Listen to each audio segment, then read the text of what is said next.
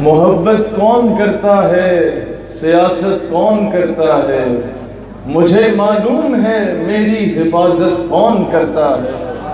محبت کون کرتا ہے، سیاست کون کرتا ہے، مجھے معلوم ہے میری حفاظت کون کرتا ہے۔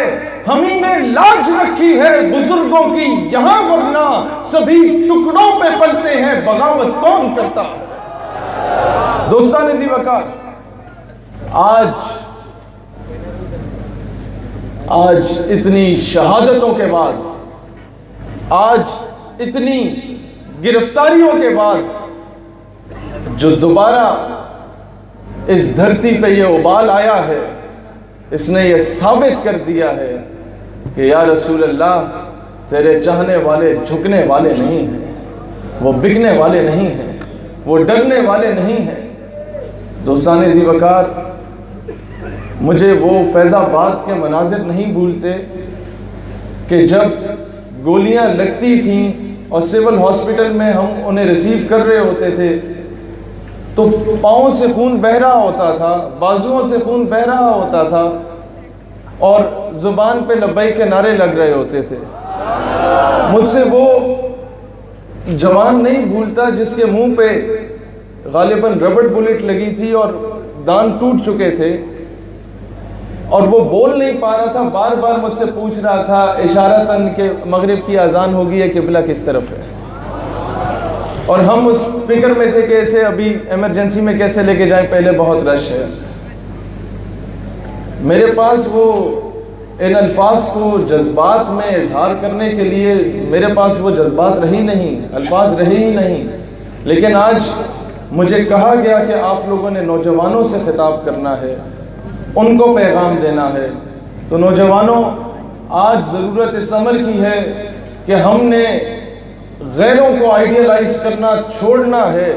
جو 70 سال سے مسلط کردہ غلامی ہے، اس غلامی کو ٹھوکر مار کے اس ملک سے باہر پھینک دینا ہے، اور وہ کس طرح ہو سکتا ہے، میں آپ کو ایک مختصر سی مثال دینا چاہتا ہوں۔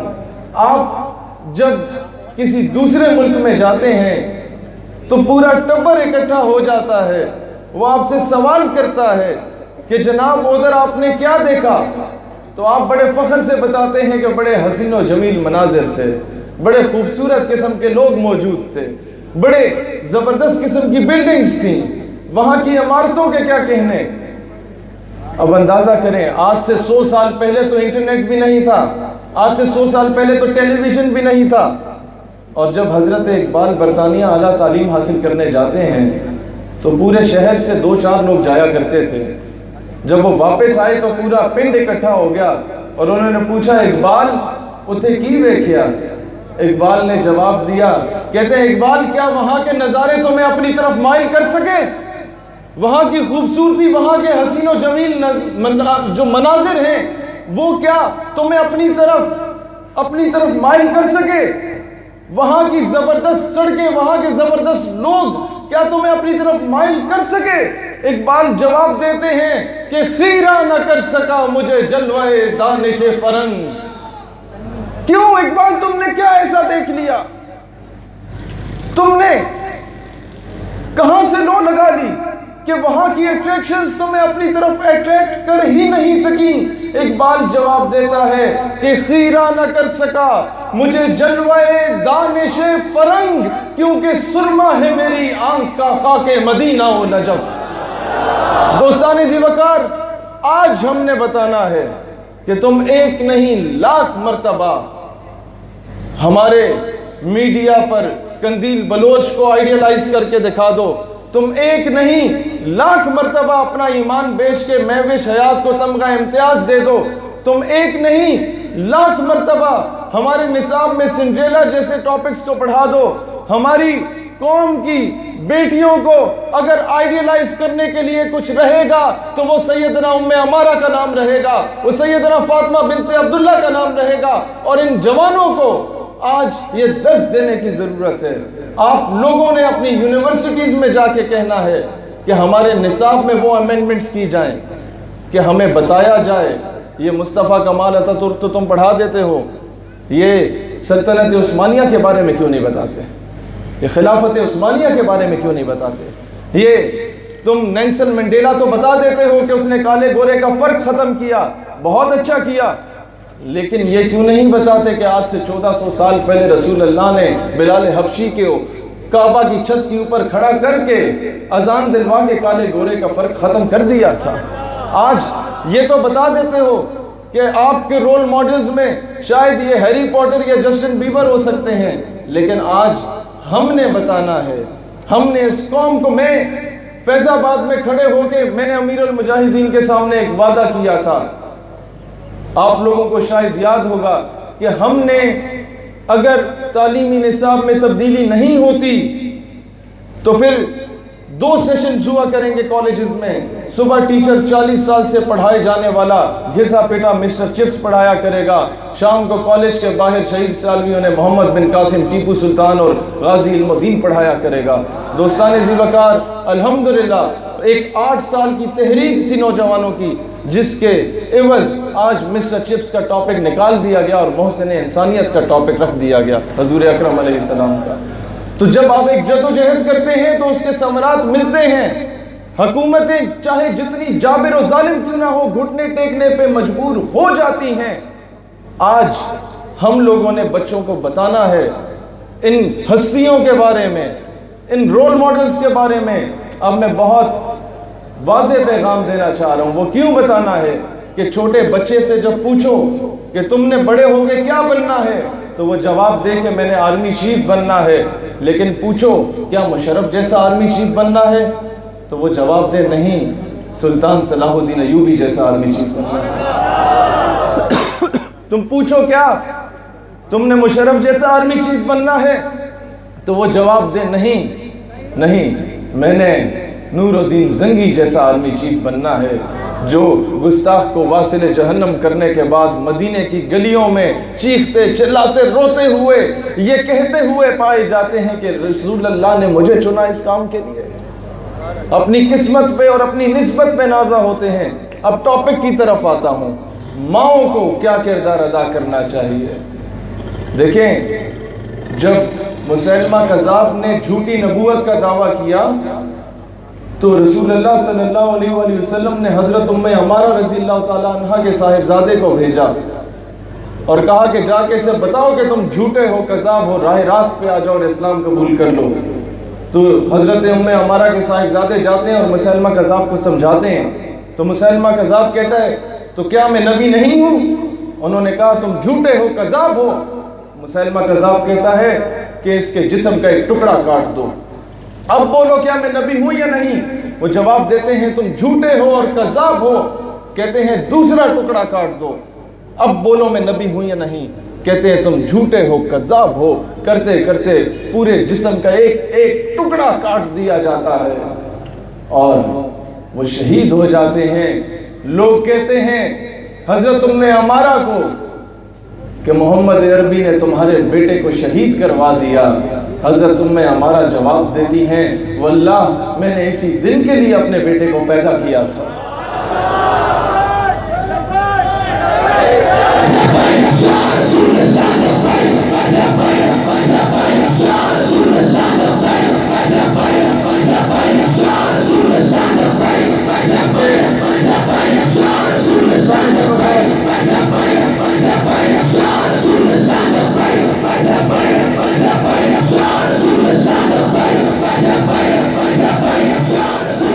دوستان ذی وقار، اب میں آپ کو بتاتا ہوں کس ہستی نے ہمیں پاکستان دیا۔ مزار قائد تو جاتے ہوں گے، یہ وہ ہستی ہے جس نے غازی علم الدین کا کیس لڑا تھا۔ لاہور میں جاتے ہوں گے، وہاں وہ ہستی دفن ہے جس نے غازی علم الدین ڈیفنس کمیٹی بنائی تھی۔ ہمیں فخر ہے یہ ملک بنانے والے عاشقان رسول تھے۔ یہ آ کے ہم سے پوچھتے ہیں نا، جب دھرنے پہ ہمارے یہ بزرگ بیٹھے ہیں تو پوچھا جاتا ہے نا کہ تمہارے باپ کا ملک ہے، تو آپ فخر سے جواب دو ہاں جی ہمارے باپ کا ملک ہے۔ میرے خواجہ قمر الدین سیالوی نے آپ کو پنجاب دیا تھا، میرے پیر جماعت علی شاہ نے آپ کو پنجاب دیا تھا، میرے پیر آف مانکی نے آپ کو خیبر پختونخوا دیا تھا، میرے پیر آف پگاڑا نے آپ کو سندھ دیا تھا، خان آف کلات نے رسول اللہ کی زیارت کے بعد آپ کو بلوچستان دیا تھا، پیچھے رہ گیا کشمیر تو علامہ اقبال کا تعلق ہی کشمیر سے تھا۔ اب بتا دو کس کے باپ کا پاکستان ہے؟ اب میں آپ کو ایک بات بتاتا ہوں۔ قائد اعظم رحمۃ اللہ علیہ، غور سے سنیے گا، قائد اعظم رحمۃ اللہ علیہ جب غازی علم الدین نے راجپال کو واصل جہنم کیا تو قائد اعظم کے پاس آتے ہیں کہ آپ کیس لڑیں۔ قائد اعظم جاتے ہیں جیل میں اور کہتے ہیں علم الدین تم ایک مرتبہ کہہ دو کہ میں نے گستاخ کو جب قتل کیا تو میں ہوش میں نہیں تھا، تو میں تمام ثبوتوں کی روشنی میں تمہیں رہا کروا سکتا ہوں۔ علم الدین تاریخی جواب دیتا ہے کہ جناب والا زندگی چے پہلا کم کیتا ہے جڑا ہوش رہ کے کیتا ہے۔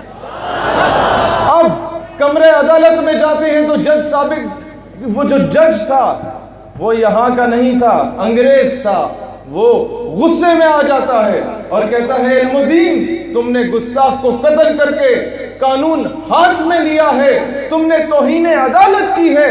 علم الدین جواب دیتا ہے کہ جج صاحب جب آپ سے توہین عدالت برداشت نہیں ہو سکتی تو مسلمان توہین رسالت کیسے برداشت کر سکتا ہے؟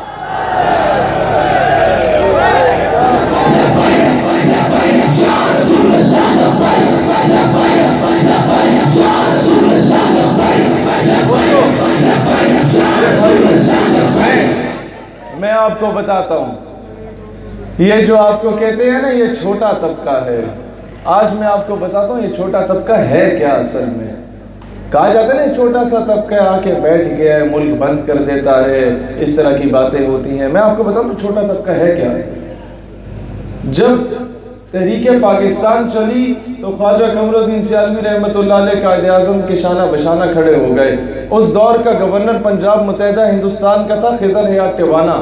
وہ کہتا ہے کہ سیالوی صاحب آپ کو میں بلینک چیک دیتا ہوں، یہ لیجئے، اسے فل کریں، سائن کریں، جتنی اماؤنٹ آف منی، جتنا پیسہ چاہیے لکھو، میں دینے کو تیار ہوں۔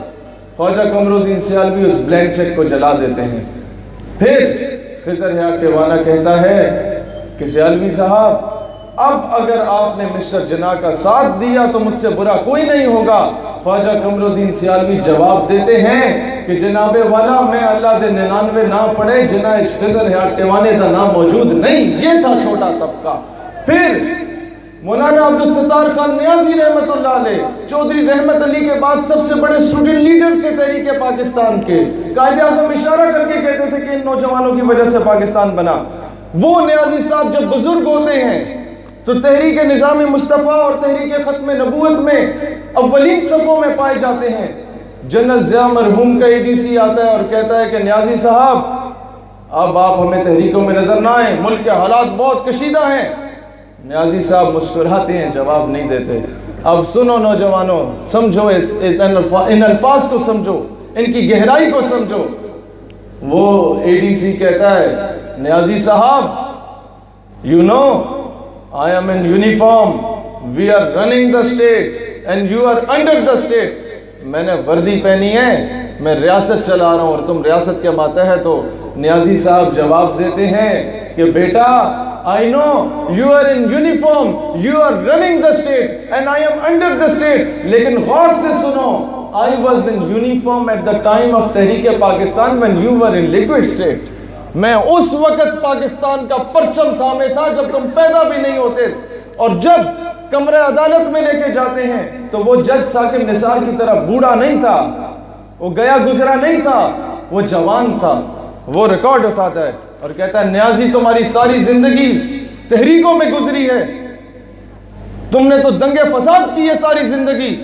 نیازی صاحب جواب دیتے ہیں بیٹا نیازی اپنی زندگی تحریکوں میں نہ گزارتا تو تم آج اس کرسی پہ نہ بیٹھے ہوتے، کسی تھڑے پہ پکوڑے بیچ رہے ہوتے۔ یہ تھا چھوٹا طبقہ، اور یہ چھوٹا طبقہ اس دور میں قائد اعظم کا دست و بازو نہ بنا ہوتا تو آج وہ لوگ جو اس طبقے کو چھوٹا طبقہ کہتے ہیں آج وہ مسند وزارت پہ نہ ہوتے، کسی ہندو بنیے کی گاڑی کے ٹائر صاف کر رہے ہوتے۔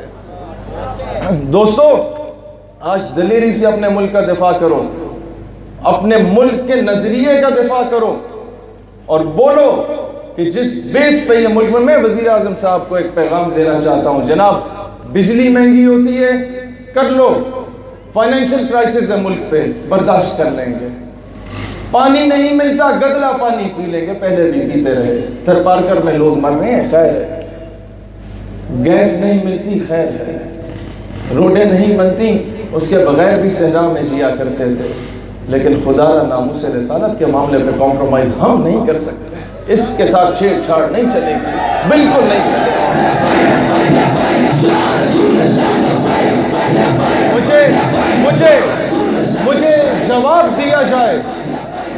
مجھے جواب دیا جائے کہ برطانیہ کا جو پریس ریلیز آئی تھی اس ڈاکومنٹ کی کہ 13.2، ابھی بچوں یہ میں جوانوں، یہ میں جذباتی بات نہیں کر رہا، میں لاجیکل بیسس پہ سوال کر رہا ہوں حکومت سے، یہ جو دوست احباب ہمارے جنہیں ہم فرشتہ کہتے ہیں یہ لکھیں اور ان تک سوال پہنچائیں فرشتے، کہ 13.2 بلین پاؤنڈز جو دیے گئے برطانیہ کی جانب سے آسیہ ملونہ کے کیس پہ، کیا وہ باقی دیے گئے یا نہیں دیے گئے؟ اور اگر نہیں دیے گئے تو آپ کے کسی تھرڈ کلاس وزیر اطلاعات کی ابھی تک ٹویٹ آ چکی ہوتی کہ نہیں دیے گئے۔ نمبر 2، کیا یو ایس سینیٹر نے یہ بات نہیں کی کہ اگر آسیہ ملونہ کے خلاف فیصلہ آتا ہے تو ہم یو ایس ایڈ کی مد میں 1 ٹکا بھی نہیں دیں گے؟ اور اگر کی ہے تو آپ نے غیرت کو کیوں بیچا؟ وزیر اعظم صاحب، قومیں بجلی پانی گیس سے نہیں بنتی، قومیں یہ ڈیم سے نہیں بنتی، قومیں ٹیوب ویل سے نہیں بنتی، قومیں غیرت سے بنتی ہیں، اور غیرت نہ ہو تو تمہارے ان درجنوں ملکوں کا الائنس کچھ نہیں کر سکتا۔ غیرت ہو تو 313 کافی ہوتے ہیں، غیرت نہ ہو تو حکومت اور اپوزیشن مل کے کچھ نہیں کر سکتے۔ گستاخ کے سامنے غیرت ہو تو ویل چیئر پہ موجود وہ بابا ہی کافی ہوتا ہے۔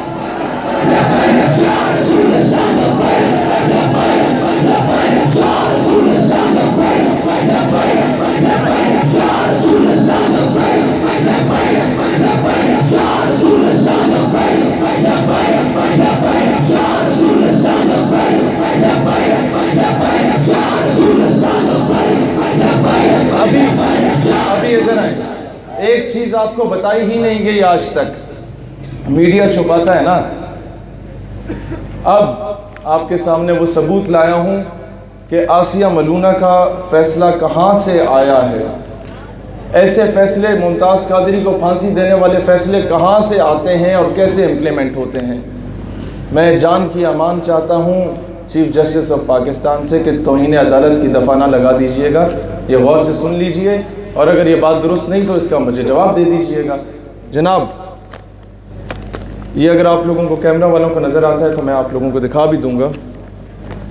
4 مارچ کو ربوہ ٹائم قادیانیوں کا آفیشیل پیج بلو مارک کے ساتھ، جو کہ ویریفائڈ پیج ہے، وہ یہ بتاتا ہے کہ president Trump appointed religious freedom commissioner calls on Pakistan to release Ahmadi book seller, کہ پریزیڈنٹ ٹرمپ یہ کہتا ہے اپنے کمشنر سے کہ پاکستان کو بولو کہ قادیانی بک سیلر جو کہ آرٹیکل نمبر 295C کے تحت گرفتار کیا گیا تھا اسے فی الفور رہا کیا جائے۔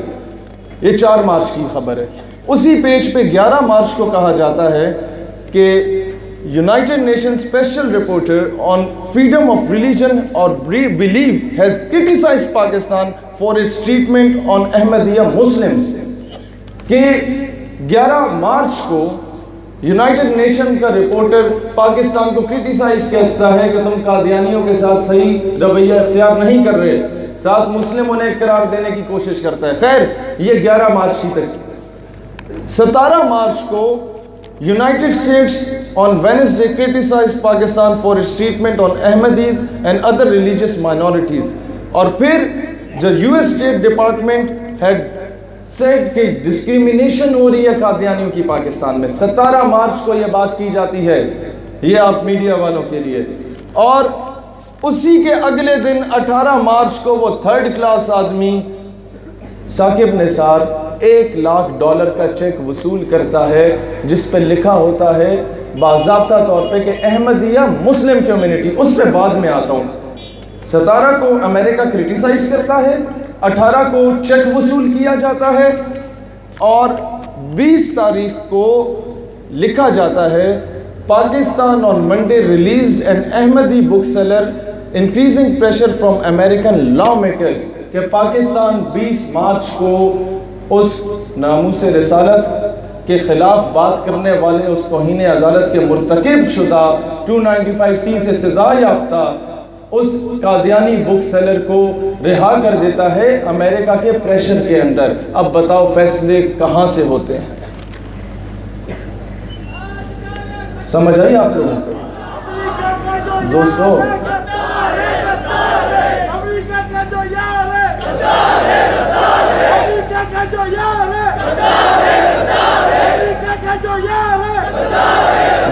دیکھیں یہ فیصلے ہوتے ہیں انٹرنیشنل لیول پہ۔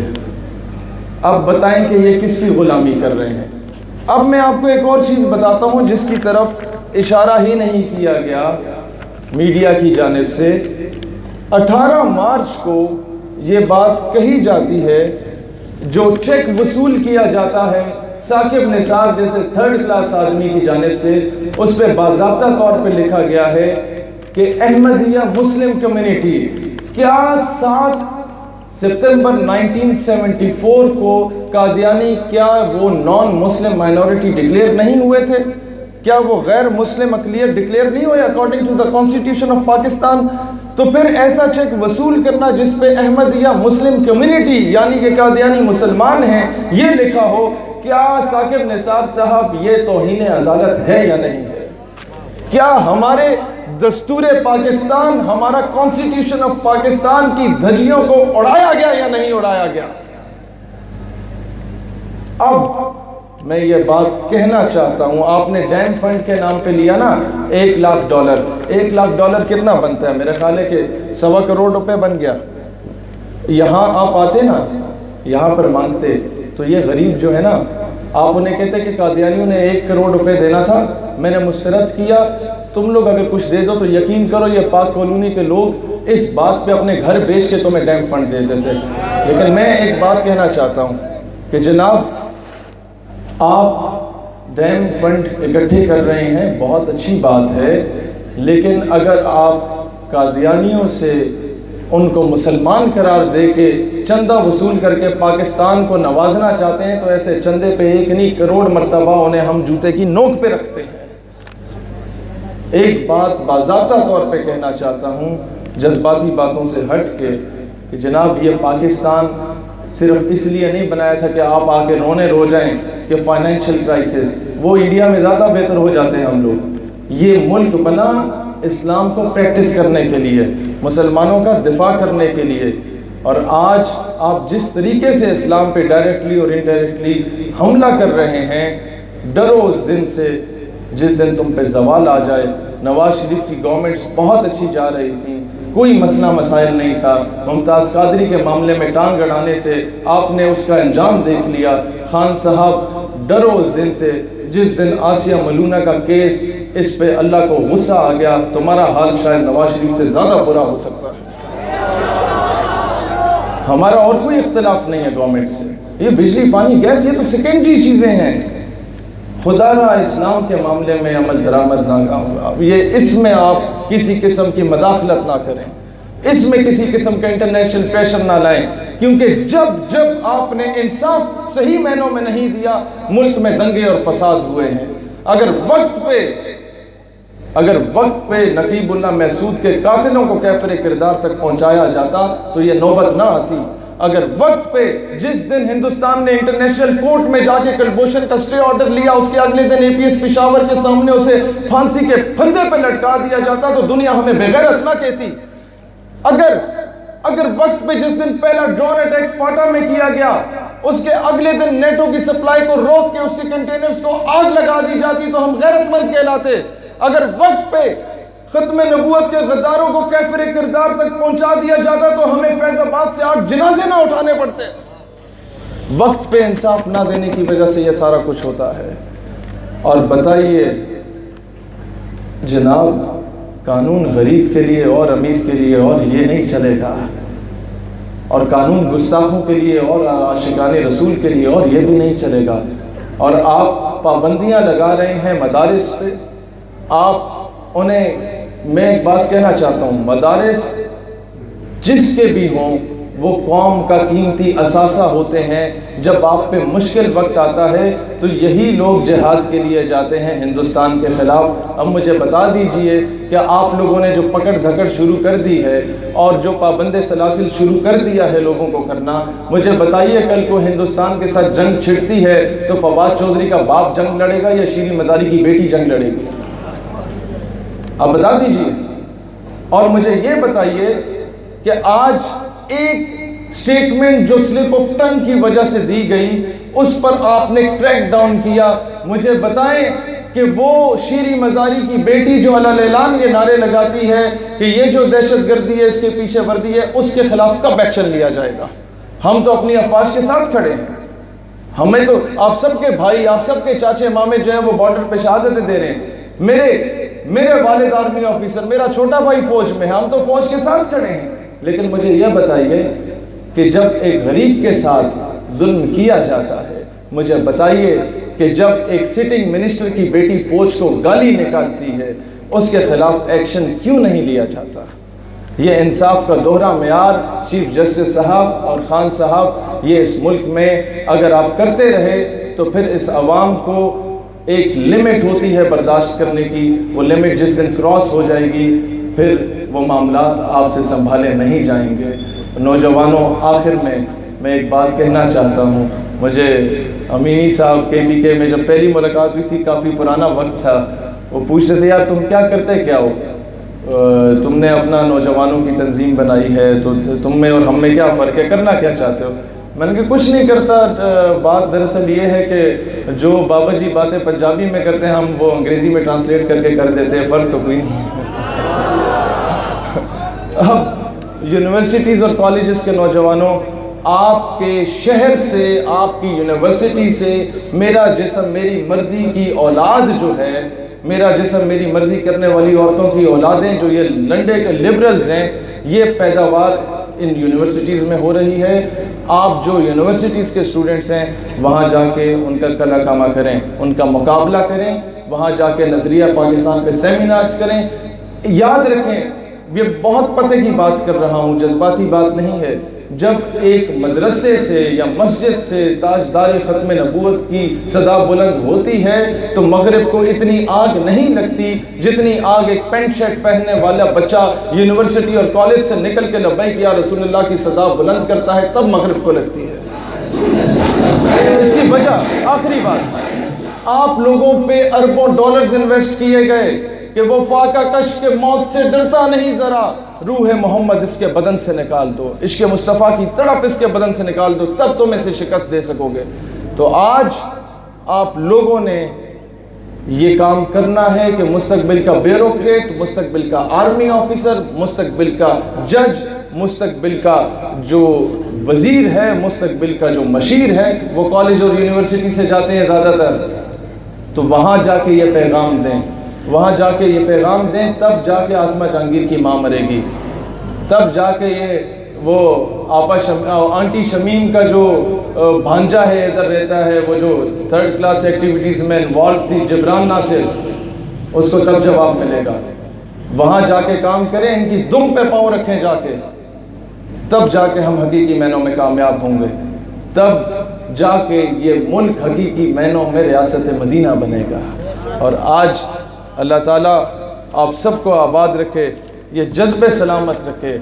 یقین کریں دل باغ باغ ہو جاتا ہے کہ اتنے ظلم و ستم کے بعد بھی آپ لوگوں کی ماؤں کو سلام جو آپ لوگوں کو اجازت دے دیتی ہے کہ بچہ اب گرفتار ہوئے ہو، اب رہا ہوئے ہو، جاؤ حضور کی ناموس پہ پہرا دو۔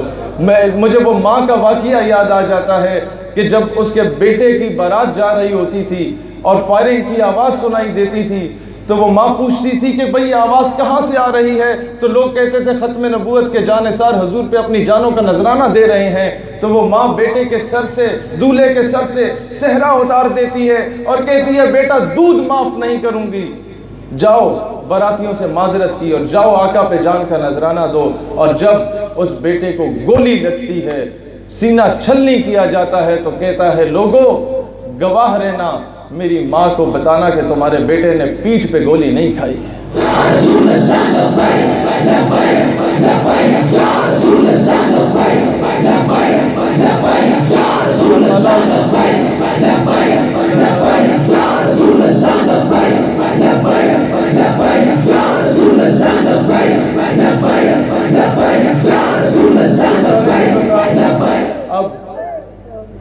اب ہمیں یہ کام یہی نعرے کالجز اور یونیورسٹیز میں لگتے نظر آنے چاہیے.